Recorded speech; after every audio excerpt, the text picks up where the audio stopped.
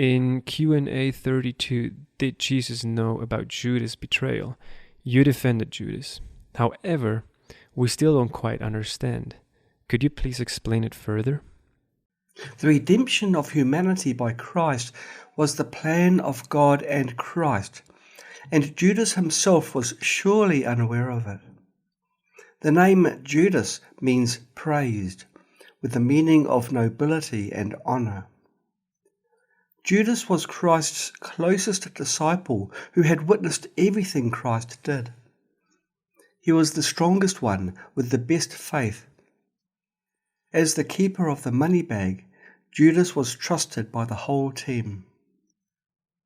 Therefore, Christ sent him to fulfill the mission of betrayal and play the role of the betrayer. During the Last Supper, Jesus said, "One of you will betray me." However, why didn't Jesus expose Judas? You can think about it. Matthew chapter 26, verse 25. Then Judas said, "Surely not I, Rabbi." Jesus answered, "Yes, it is you." If this was a public conversation that everyone heard, then everyone would have surely beaten Judas. Hence, this must be a private conversation between Judas and Jesus.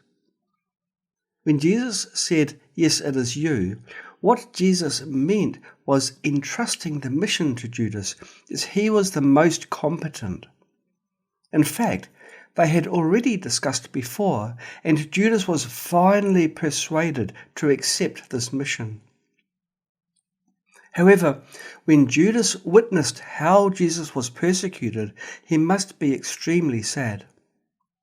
Thus, he returned the 30 pieces of silver to the priests and asked them to release Jesus, stating that Jesus was innocent. However, the priests didn't accept his request.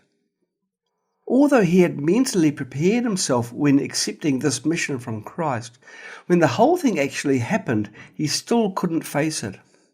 His heart was broken, so he hung himself and passed away before Jesus. Why did God and Christ design such a redemption plan? Among Christ's disciples, except for Mary Magdalene and Judas, the faith of the other disciples, including Peter, was insufficient.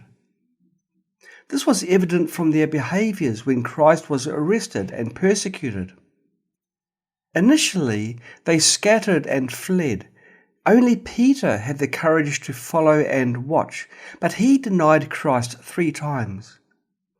When Christ was crucified, they were not present. Only Jesus' mother, Mary Magdalene, Jesus' aunt, and a few other women were there. Besides the disciples, others' faith in Jesus was even weaker. God and Christ knew that only through this plan could humanity truly repent, be saved, and enter the kingdom of heaven. After Jesus' resurrection, the disciples were still very sad. Their faith was insufficient, and they even returned to their old occupations, such as fishing. The resurrected Jesus appeared to them and asked Peter 3 times, "Do you love me?" Peter felt a bit confused about this question. In fact, what Jesus meant was, if you truly love me, you should go to spread the gospel instead of fishing here. After the resurrection, Christ appeared multiple times in different places to various disciples, teaching them. And then the disciples gradually generated truly unwavering faith.